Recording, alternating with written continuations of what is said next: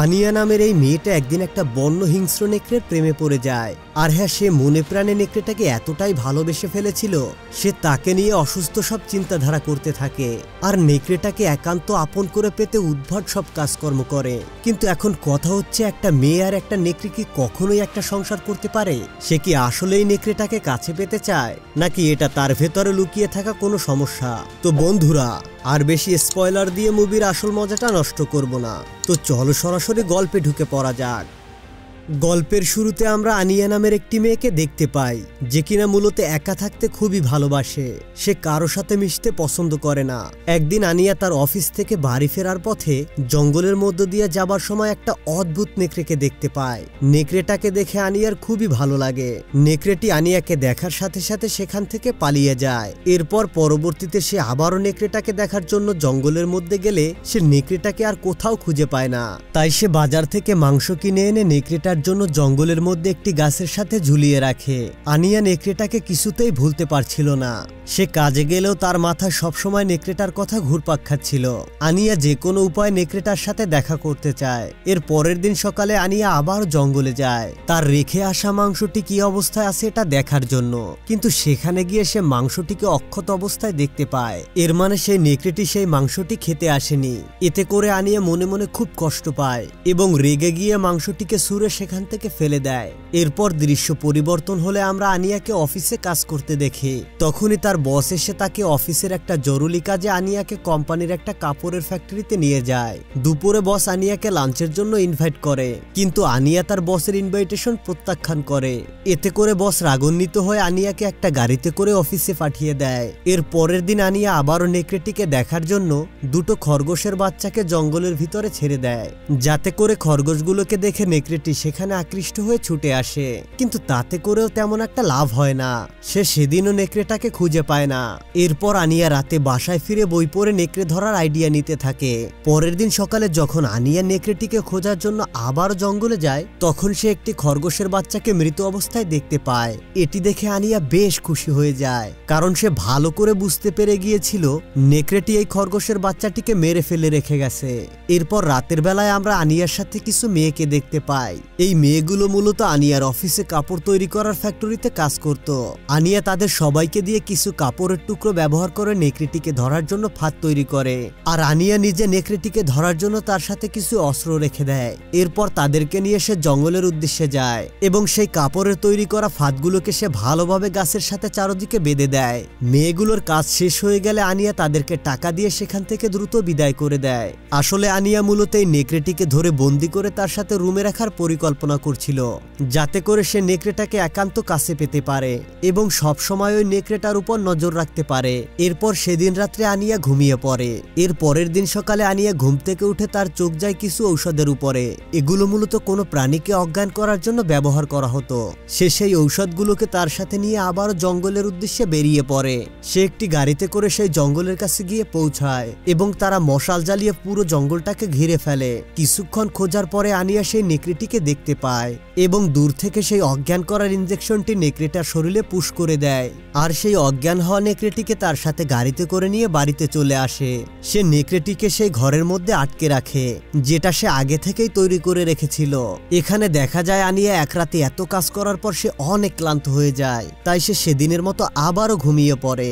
এর পরের দিন সকালে সে নেকড়েটার জন্য খাবার তৈরি করে এবং সেই খাবার নিয়ে নেকড়েটার ঘরে চলে যায়। নেকড়েটা যেন তার শরীরের উপর কোনো আঘাত না করতে পারে, এজন্য সে একটি হেলমেট এবং সেফটি জ্যাকেট পরে নেয়। কিন্তু এই নেকড়েটি যখন আনিয়াকে এই সেফটি জ্যাকেট পরা অবস্থায় দেখতে পায়, তখন সে ভয় পেয়ে আনিয়ার থেকে দূরে চলে যায়। তো আনিয়া এটা বুঝতে পেরে তার মাথা থেকে হেলমেটটি সরিয়ে খাবারগুলোকে নেকড়েটির সামনে দেয়। কিন্তু খাবারগুলো নেকড়েটি না খেয়ে কৌশলে সেখান থেকে পালানোর চেষ্টা করে। কিন্তু আনিয়া মুহূর্তের মধ্যে নেকড়েটিকে ধরে আবারও ঘরের ভিতর দরজা বন্ধ করে সে বাইরে চলে আসে।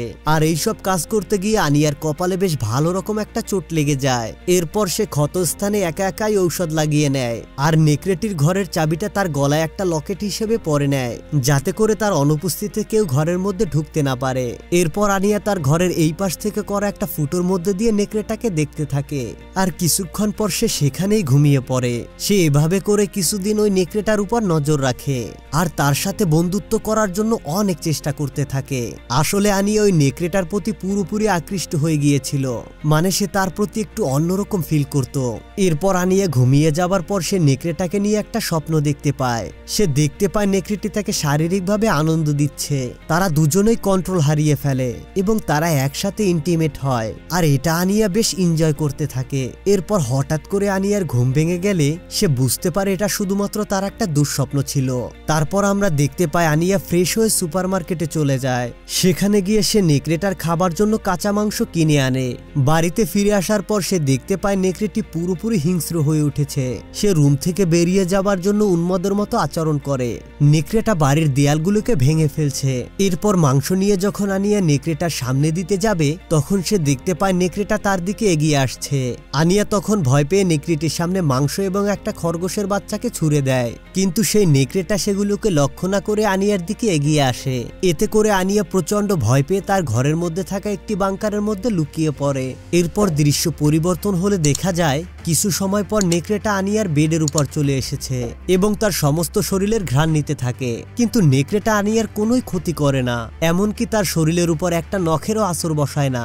এর পরের দিন সকালে যখন আনিয়ার ঘুম ভাঙে তখন সে দেখতে পায় নেকড়েটি তার পায়ের কাছে ফ্লোরে শুয়ে রয়েছে, এমনকি নেকড়েটি তার পাগুলোকে স্পর্শ করে দিচ্ছিল।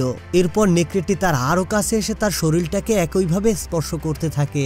তখন আনিয়া নেকড়েটিকে এই কাজ করতে একদমই বাধা দেয় না, বরং সে এটাকে বেশ ভালোভাবে এনজয় করতে থাকে, কারণ সে তো নেকড়েটাকে অনেক আগে থেকেই ভালোবেসে ফেলেছিল।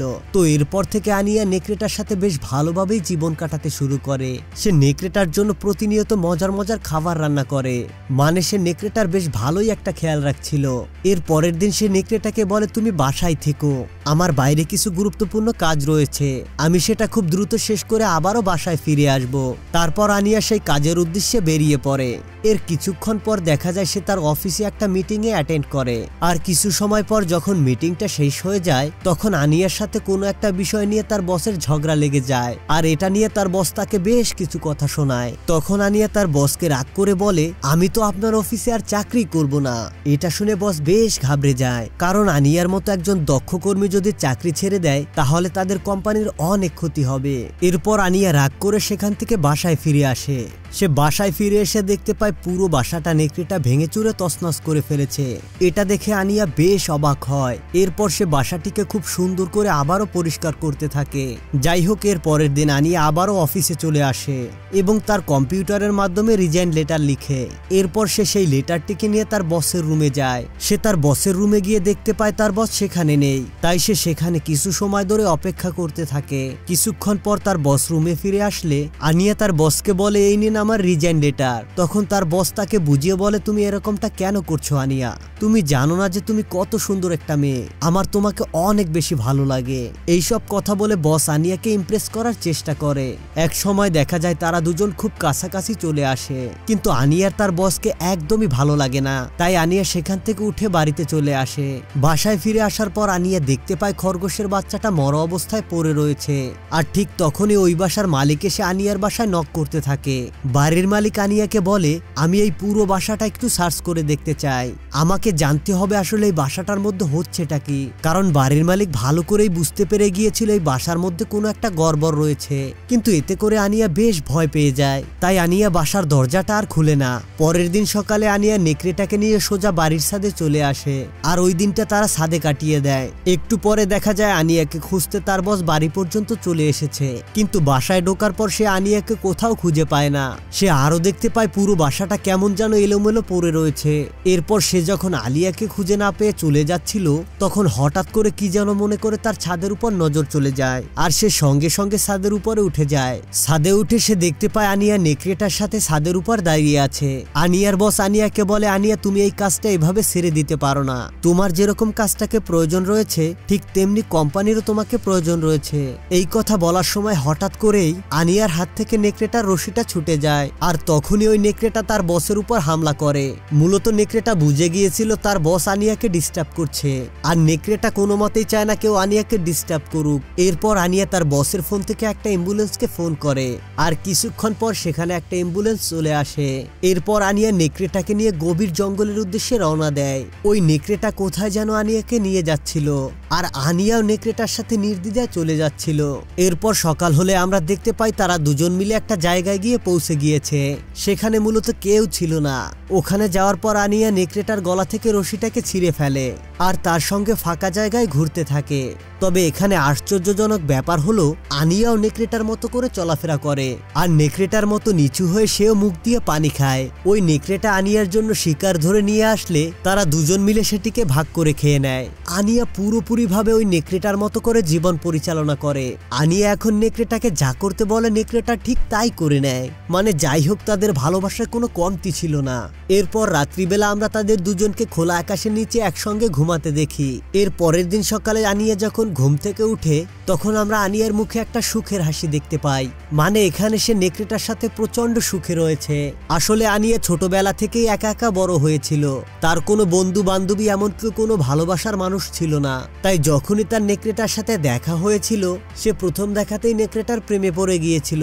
তো বন্ধুরা আপনারা একবার ভাবতে পারেন কেউ এই নেকড়েটাকে দেখে প্রথম দেখায় ভালোবাসতে পারে, কিন্তু এখানে ব্যাপারটা হলো আনিয়া তার হ্যাপিনেসের কথা চিন্তা করে ওই নেকড়েটার প্রেমে পড়ে গিয়েছিল আর সে একটা জানোয়ারের সাথে জঙ্গলে গিয়ে থাকতে শুরু করেছে।